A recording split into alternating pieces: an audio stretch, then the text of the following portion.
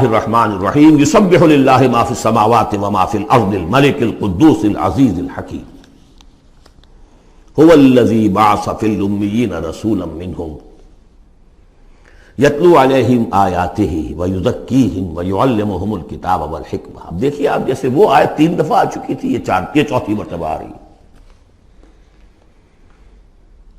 وہ بنیادی طریقہ کار کیا تھا؟ قرآن کی تلاوت۔ قرآن اس مقناطیس کے مانند تھا کہ جس کے اندر جس کی روح بیدار ہے اس کو کھینچ لے گا۔ یہ ہے آپ کا آلہ دعوت۔ اب آپ کے پاس وہ آ گئے جو سلیم الفطرت، کسی درجے میں سلام، جن کی زیادہ سلیم الفطرت اور زیادہ جو ہے وہ فوراً آ گئے۔ کچھ کو تھوڑا سا وقت لگا، پھر کچھ اور وقت لگا، کچھ اور وقت لگا، تو 12 برس میں مکے کی جو ہے وہ ہانڈی کے اندر پوری طرح بلو کر نکال لیا گیا۔ اور جو نکالا پھر ان کی تربیت، ان کی تعلیم اسی کتاب سے، حکمت قرآن پر بیس کر رہا ہے سارا پروسیس۔ تربیت بھی قرآن سے، تزکیہ بھی قرآن سے، دعوت بھی قرآن سے، تذکیر بھی قرآن سے، تبشیر بھی قرآن سے، انذار بھی قرآن سے۔ تذکیر، انذار، تبشیر، اس سے دعوت ہو گئی، اور شفاء لما فی الصدور، دل کے اندر کے جو روگ ہے ان کا علاج۔ یہ دل کا روگ ہے کیا؟ دنیا کی محبت، اللہ خیر صلی اللہ، مال کی محبت، اولاد کی محبت، سب کیا ہے؟ ہاتھی کے پاؤں میں سب کے پاؤں دنیا کی محبت۔ یہ قرآن نکال دیتا ہے۔ هو الذی بعث فی الامیین رسولا منہم، وہی ہے جس نے بھیجا، اٹھایا امیین میں سے ایک رسول، انہی میں سے۔ یتلو علیہم آیاتہ، ان کو پڑھ کر سناتا ہے اللہ کی آیات، یہ وہ مقناطیس۔ وَيُزَكِّيهِمْ وَيُعَلِّمُهُمُ الْكِتَابَ، وہ تزکیہ کر رہا ہے۔ تلاوت آیات کے ذریعے سے غلط نظریات ختم ہوئے، غلط نظریات ختم ہوئے۔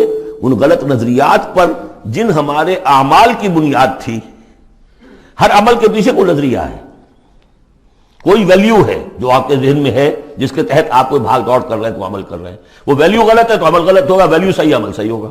قرآن نے ویلیو آپ کی صحیح کر دی، تو گویا کہ اب یہ برے اعمال، بری عادات، یہ جیسے پت جھڑ میں پتے جھڑ جاتے ہیں، خود ہی جھڑ جائیں گے، کیسے رہیں گے؟ اندر سے تو غذا ہی نہیں مل رہی، اندر تو جڑ ختم ہو گئی ان کی۔ یہ ہے تزکیہ۔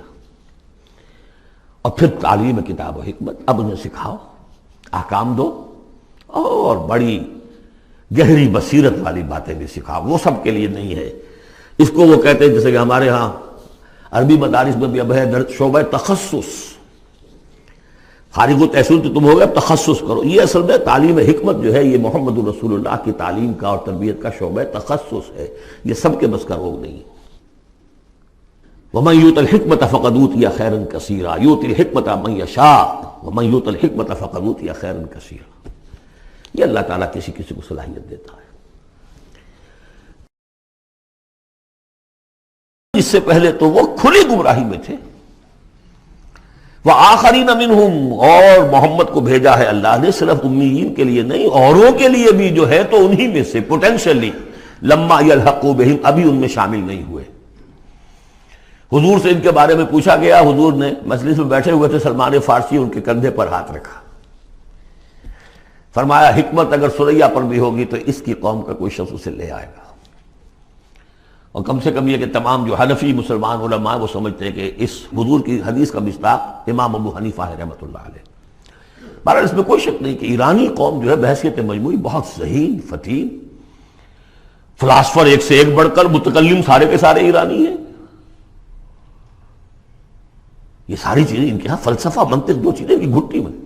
3 مراکز رہے ہیں دنیا میں فلسفہ اور منطق کے، ہندوستان، ایران، یونان، 3 ہے۔ نمبر 2 پہ جرمنی آ جائے گا، اس لیے کہ وہ بھی ایرینز ہیں۔ یہ ایرینز ہیں، یہ حام کی نسل ہے میری تحقیق کے مطابق۔ اللہ تعالیٰ نے سام کی نسل کو چن لیا نبوت کے لیے، حام کی نسل کو چن لیا حکمت کے لیے۔ وآخرین منہم لما یلحقوا بہم، میرے نزدیک اس آیت کی صحیح تعبیر کیا ہے کہ ایک نیوکلیس، جیسے کہ اسٹرکچر آف ایٹم ہے، ایک نیوکلیس ہے، اس میں پروٹونز ہوتے ہیں، اور بھی بڑی بلائیں ہوتی ہیں، اب تو ایک سے ایک نکلی آ رہی ہیں۔ جب ہم نے فزکس پڑھی تھی تب یہ تھا کہ ایک نیوکلیس ہے، اس میں پروٹونز ہیں، پازیٹیو چارج ہے، اور پھر یہ ادھر جو ہے وہ اب جو الیکٹرانز چل رہے ہیں دائرے میں، بڑا ایٹم جو ہے وہ بہت سے دائروں میں۔ تو نیوکلیس اس امت کا امیین، بنو اسماعیل، اور ان کے تابع اہل عرب مشرکین، یہ نیوکلیس۔ پھر سب سے پہلے ایرانی آ گئے، پہلا جو ہے نیوٹرون الیکٹران ایرانیوں کا ہے۔ پھر رومی آ گئے، کچھ آ گئے ادھر سے، کچھ قبطی آ گئے ایجپشنز، ادھر سے آگے آپ بڑھے تو ہندی آ گئے، سندھی آ گئے، پہلے سندھی آئے پھر ہندی آئے، یہ سب ہیں اب مختلف دائرے، یہ بڑھتا جا رہا ہے۔ لیکن نیوکلیس امیین اور باقی سب آخرین۔ امیین میں سے چونکہ خود حضور تھے لہذا ان پر اتمام حجت آخری درجے میں ہو گئی، لہذا ان کے لیے کوئی رعایت نہیں تھی، اگر ایمان نہیں لائیں گے تو قتل کر دیا جائے۔ یہ سورہ توبہ میں ہم پڑھ چکے۔ آخرین کے لیے رعایت یہ ہے کہ چاہیں تو اسلام لائیں چاہیں تو نہ لائیں، یہودی رہیں، عیسائی رہیں، کوئی رہیں، مجوسی رہیں، ہندو رہیں، سکھ رہیں، پارسی رہیں، جو چاہیں رہیں، لیکن نظام اسلام کا ہوگا، غلبہ اللہ کا ہوگا، دین ہم قائم کریں گے، تم رہو اپنے طور پر جو ہندو رہو، جو چاہو رہو۔ وآخرین منہم لما یلحقوا بہم وہو العزیز الحکیم، اور وہ عزیز ہے اور حکیم ہے۔ ذالک فضل اللہ یؤتیہ من یشاء، یہ اللہ کا فضل ہے، وہ دیتا ہے جسے چاہتا ہے، اللہ کا فضل ہے۔ اس فضل کے بڑے درجے ہیں۔ سورہ بنی اسرائیل میں آیت پڑھی، ان فضلہ کان علیک کبیرا، حضور سے خطاب ہے، سب سے بڑا فضل، سب سے بڑا فضل، سب سے بڑا فضل اس پوری کائنات میں محمد رسول اللہ پر ہوا۔ اگرچہ ان کا فضل کس طور سے ہوا ہے وہ آپ دیکھ لیجئے، ماریں پڑی ہیں، پتھراؤ ہوا ہے، خون کے دھارے چھوٹے ہیں۔ اللہ کا فضل جو ہے دنیا میں وہ ناز و نام نہیں ہے، عیش نہیں ہے، آرام نہیں ہے۔ جس میں سب سے بڑا فضل تھا اسے یتیم پیدا کیا، پوستھیومس پیدا بھی ہوا باپ کے فوت ہونے کے بعد، بالکل مفلس قلاش۔ وہ تو مادائی حلیمہ کو کوئی اور بچہ ملا نہیں تھا تو قرۂ فال بنا میں من دیوانہ زدن ہو گیا معاملہ، ورنہ لوگ جاتے تھے، اچھے کھاتے پیتے گھرانوں کے بچے لیتے تھے، یتیم کو کون لے جائے گا؟ لیکن وہ یتیم پھر کیا بنا؟ در یتیم۔ وَوَجَدَكَ ضَالًّا فَهَدَىٰ وَوَجَدَكَ عَائِلًا فَأَغْنَىٰ أَلَمْ يَجِدْكَ يَتِيمًا فَآوَىٰ۔ پھر جو کچھ ہوا ہے سخت، آپ کا جو نوجوانی کا دور ہے، سخت مشقت مزدوری۔ آپ کہتے ہیں میں قریش کی بھیڑیں بکریاں چند ٹکوں کی مزدوری پر چلایا کرتا تھا، قرارید، درہم و دینار نہیں، قرارید، ٹکے پیسے۔ بہرحال یہ دنیا کا معاملہ اور فرمایا وآخرین منہم لما یلحقوا بہم وہو العزیز الحکیم، ذالک فضل اللہ، یہ میں بیان کر رہا تھا، فضل کبیر بلکہ فضل اکبر تو ہوا حضور پر۔ پھر جو بھی محمد کے دامن سے وابستہ ہو گیا، بہت بڑا فضل ہے۔ چاہے اللہ نے ہمیں پیدائشی طور پر یہ فضل دے دیا ہے، ہم اس فضیلت کا قدر نہ کریں اور وہ پھر راندہ درگاہ حق ہو جائے وہ دوسری بات ہے، اللہ نے تو دیا۔ بل اللہ یمن علیکم ان ہداکم للایمان، تمہیں اس راستے پر ڈال دیا ہے اللہ کے بندو، تمہیں پیدا کیا وہاں جہاں تم نے پیدا ہوتے کال میں اذان سنی ہے اور دوسرے کال میں اقامت سنی ہے، اس سے بڑا فضل کیا ہوگا؟ لیکن تم نے اس کی ناقدری کی تو یہ دوسرا بات ہے۔ ذالک فضل اللہ یؤتی من یشاء واللہ ذو الفضل العظیم، اللہ بڑے فضل والا ہے۔ لیکن یہ کہ اب یہ جو پروسیس تھا، جو محمد رسول اللہ کا اعلی انقلاب تھا، قرآن، اب محمد تو جا رہے ہیں صلی اللہ علیہ وسلم، یہ پروسیس آگے کون جاری رکھے گا؟ نبی تو کوئی اور آنا نہیں۔ لہذا حضور نے کہا خطبہ حجۃ الوداع میں، قد ترکت فیکم ما ان تمسکتم بہ او اعتصمتم بہ لن تضلوا ابدا کتاب اللہ، میں چھوڑ کر جا رہا ہوں، یہ محمد کے قائم مقام ہے یہ قرآن، یہ عصائے موسیٰ سے 100 گنا بڑا معجزہ ہے۔ عصائے موسیٰ صرف موسیٰ کے ہاتھ میں تھا تو معجزہ تھا، بعد میں تو وہ لٹھیا کی لٹھیا ہے، اور کیا ہے، پڑا ہوگا کسی ٹرنک کے اندر، شاید ہو اب بھی، جیسے کہ کہتے ہیں یہودی ہے لاٹھی ہے، اب وہ سانپ تو نہیں بنے گا کسی کے لیے۔ یہ معجزہ ہے جو ہر ایک کے ہاتھ میں آ سکتا ہے، بشرطے کہ اس کا حق پہچانے، اس کا حق ادا کرے۔ اس کی قدر و قیمت کو جانیں. افبہذا الحدیث انتم مدہنون وتجعلون رزقکم انکم تکذبون. اس کے ساتھ تمہارا یہ معاملہ ہے، یہ مداہنت ہے. دنیا بھر کی زبانیں سیکھ لو، دنیا بھر کے علوم سیکھ لو، اتنی عربی نہیں کہ قرآن مجید کو براہ راست سمجھ سکو. اور اگر یہ قرآن تمہیں پوزیس کر لے گا تو خدا کی قسم کھا کر کہتا ہوں کہ کسی اور کام میں دل نہیں لگے گا آپ کا. یہ کیا کام ہے؟ گس گس گس گس گس کر کے تنخواہ ہو گئی 30,000 40,000 50,000 تنخواہ لے کے آ گئے. بس یہی ہے. Were you created for that? ابراہیم بن ادھم کا آپ نے سنا ہوگا نام. بادشاہ تھے کسی علاقے کے، شکار پر گئے ہوئے تھے، تو وہاں کہیں آواز انہیں سنائی دی، کسی فرشتے کی تھی یا یہ کہ خود ان کے اپنے دل کی آواز تھی. یا ابراہیم لہذا خلقت ام لہذا امرت. اے ابراہیم سوچو، کیا اس کام کے لیے تمہیں پیدا کیا گیا تھا؟ کیا تم اس کام کے لیے پیدا کیے گئے تھے اور تمہیں اس کام کا حکم ہوا تھا شکار کھیلو جا کر؟ بس وہی سے کایا پلٹ ہوئی. تو سوچنے کی بات ہے. اب ترتیب بتا رہا تھا اصل میں، ورنہ بات لمبی ہو جائے گی، کہ اب یہ قرآن کے بارے میں تمہارا طرز عمل کیا ہوگا.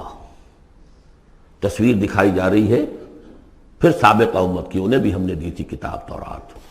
مثل الذین حملوا التوراۃ ثم لم يحملوها كمثل الحمار يحمل اسفارا. مثال ان لوگوں کی جو حامل تورات بنائے گئے پھر وہ اس کے حامل ثابت نہ ہوئے. اور حمل میں خاص ایک بات ہے، حمال کسے کہتے ہیں؟ بوجھ اٹھا کر ایک جگہ سے دوسری جگہ لے کر جانا، حمال اسے کہتے ہیں.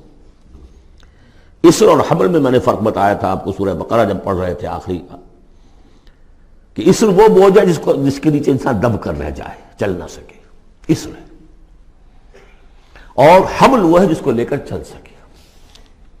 اب عورت کا بھی حمل ہوتا ہے، وہ لے کر چلتی ہے. بہرحال جب ایڈوانس پریگننسی ہوتی ہے، دکھ تو ہے، تکلیف ہے، واہنن علی واہنن تو ہے، چل سکتی ہے. اسی طرح حمال ہے، وہ لے کے جا رہا ہے. تو حملوا التوراۃ، یہ اللہ تعالیٰ جس کو یہ کتاب دیتا ہے، حامل بناتا ہے، اس کے ذمے سے پہنچاؤ. لتبیننہ، تمہارا فرض ہے اسے واضح کرو، اسے عام کرو. یا اہل القرآن، حضور نے فرمایا ہے قرآن والوں، لا تتوسط. ایک ذہنی سہارا ہمارے پاس اللہ کی کتاب ہے. 40 من سونا ہم نے لگا دیا ہے اس قرآن کو تاروں سے لکھنے پر. معلوم ہے آپ کو، رکھا ہوا ہے ہمارے ہاں، ایوبی دور کی یادگار. بہرحال قرآن مجید کے حامل بنائے گئے تھے اس لیے کہ اوروں تک پہنچاؤ. ثم لم يحملوها، انہوں نے نہیں اٹھایا. کمثل الحمار، ان گدھوں کے مانند ہیں. يحمل اسفارا، جو کتابوں کا بوجھ اٹھائے پھر رہا. مکالمات فلاطن بھی لکھ دیجئے آپ، باندھ کر گشڑی رکھ دے، انسائکلوپیڈیا برٹانیکا پورا رکھ دے، گدھے کو کیا فائدہ اس سے. مثل القوم الذین کذبوا بآیات اللہ، مثال اس قوم کی جس نے اللہ کی آیات کو جھٹلایا. بے سا، بہت بری ہے. اب یہ جھٹلانا میں پہلے واضح کر چکا ہوں سورہ واقعہ پڑھتے ہوئے، یہ جھٹلانا ہے. یہ ہمارا قرآن کو جھٹلا رہے ہیں ہم اپنے عمل سے. ایک شخص آپ سے پوچھے گا آپ قرآن کو اللہ کا کتاب مان جی؟ میں مانتا ہوں. آپ نے کبھی پڑھا اس کو؟ آپ 7 سمندر کا سفر پار کر کے یہاں MBA کرنے تشریف لے آئے ہیں امریکہ میں. MBA معلوم ہوتا ہے کہ کوئی پتہ نہیں، کوئی جنت کی کوئی سیٹ ہے، کیا ہے. قرآن آپ نے نہیں پڑھا تو کیسا ایمان ہے آپ کا قرآن پر؟ کیا جواب دیں گے؟ تکذیب کر رہے ہیں اپنے عمل سے. بئس مثل القوم الذین کذبوا بآیات اللہ واللہ لا یہدی القوم الظالمین. اللہ ایسے ظالموں کو زبردستی تو ہدایت نہیں دیتا. اللہ کی ہدایت ایسی گھٹیا شے تو نہیں ہے، اتنی حقیر شے تو نہیں ہے. اب دیکھیے 4 آیتیں، یہ یہاں پر بھی 4 4 جمع 3 کی تقسیم ہے. 4 آیتیں پوری ہو گئی تھی. حضور کی بعثت 2 میں ہے. امیین نیوکلیس ہے، آخرین سب الیکٹرانز ہیں اس کے چاروں طرف. یہ ملٹی نیشنل امت ہے. ملٹی نیشنل فرمز تو آپ کو معلوم، ملٹی نیشنل. جبکہ سابق جو امت تھی بنی اسرائیل، وہ یونی ریشیل، ایک نسل کی. یونی ریشیل، یونی نیشنل، یہ multi racial, multi national. Hindi بھی، فارسی بھی، ایرانی بھی، ترک بھی، چینی بھی. اب تو دنیا کا میں نہیں سمجھتا کہ کوئی قوم رہ گئی ہو، کوئی نسل رہ گئی ہو جس میں کچھ نہ کچھ مسلمان موجود نہ ہوں. اور دوسری بات یہ کہ حضور کا بنیادی کیا ہے؟ اعلیٰ دعوت، اعلیٰ تربیت، جس سے کہ مردان کار تیار کیے جو جہاد اور قتال کریں گے، وہ ہے قرآن. اب آگے 4 آیتوں میں وہ جو طرز عمل ہمارا ہو گیا اس کی تصویر دکھائی جا رہی ہے بنی اسرائیل کے طرز عمل میں. مثل الذین حملوا التوراۃ ثم لم يحملوها كمثل الحمار يحمل اسفارا بئس مثل القوم الذین كذبوا بآیات اللہ واللہ لا يهدی القوم الظالمین. اس کے بعد نتیجہ کیا نکلتا ہے؟ جو آیات الہیہ سے رشتہ ٹوٹے گا تو سہارا کیا چیز رہ جائے گی؟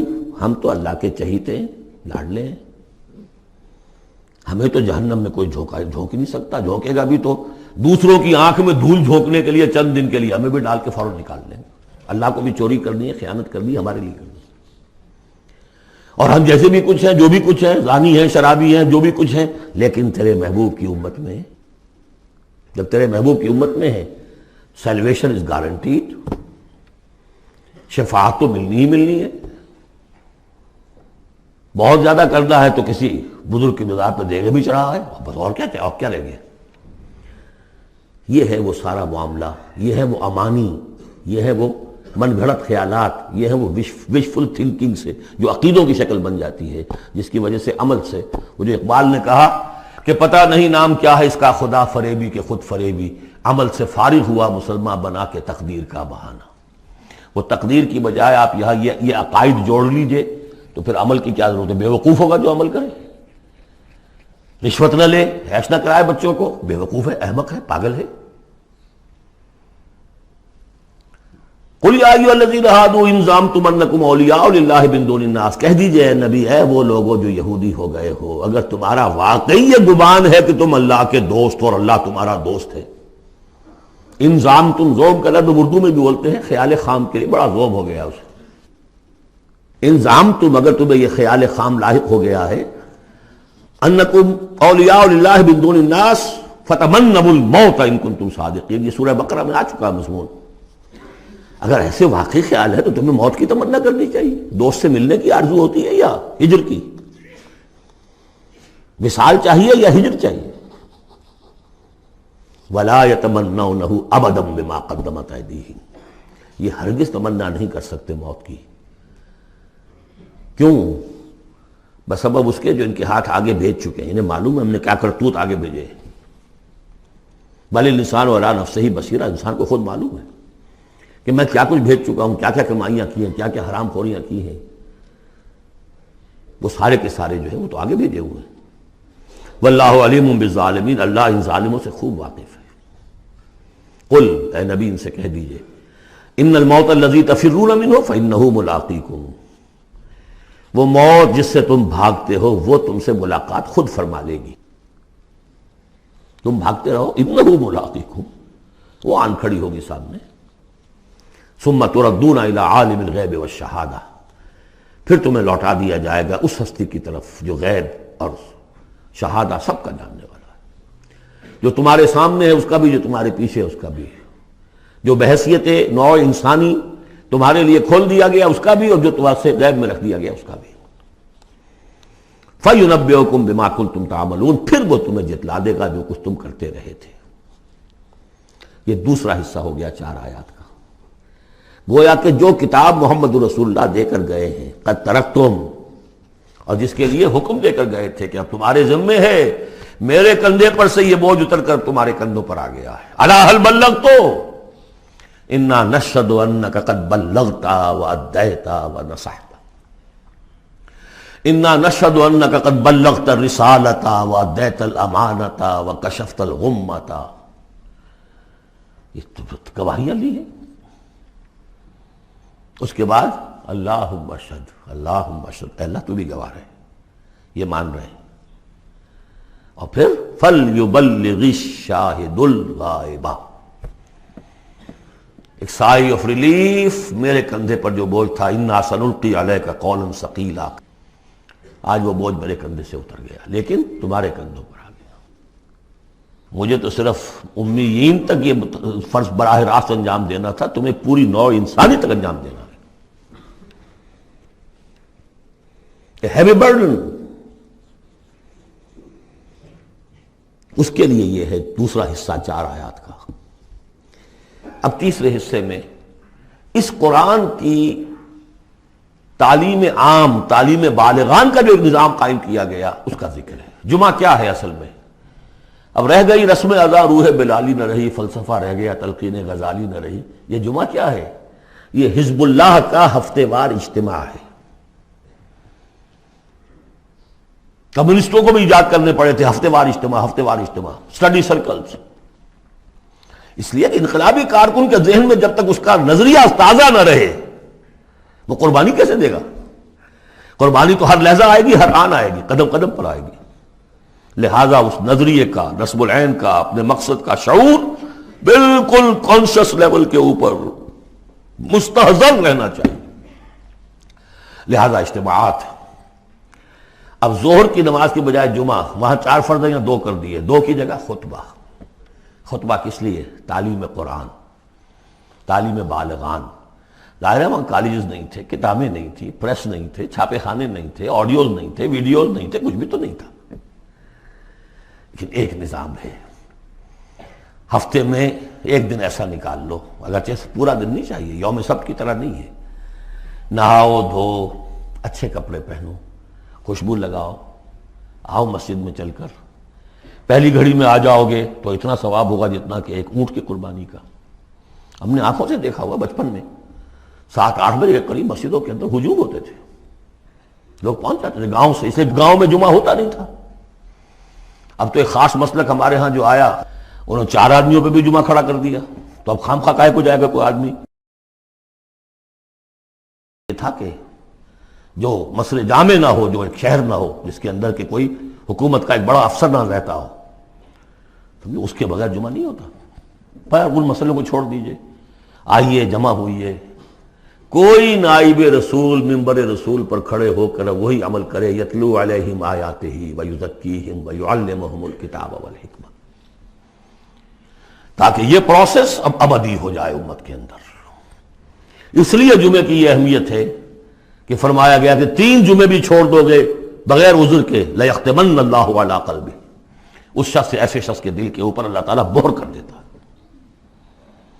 لیکن بات یہی ہے کہ وہ ساری حکمت ختم، وہ مقصد ختم، نہ وہ مقصد ہے، رہ گئی رسم ادا روح بلالی نہ رہی، اور فلسفہ رہ گیا تلقین غزالی نہ رہی۔ جمعہ ہے پھر بھی کھنڈر بتا رہے ہیں عمارت عظیم تھی، اب بھی جو اہتمام ہوتا ہے جمعے کے لیے کھنڈر ہی صحیح، لیکن بتا رہے ہیں کہ یہ کتنی بڑی عظیم عمارت تھی۔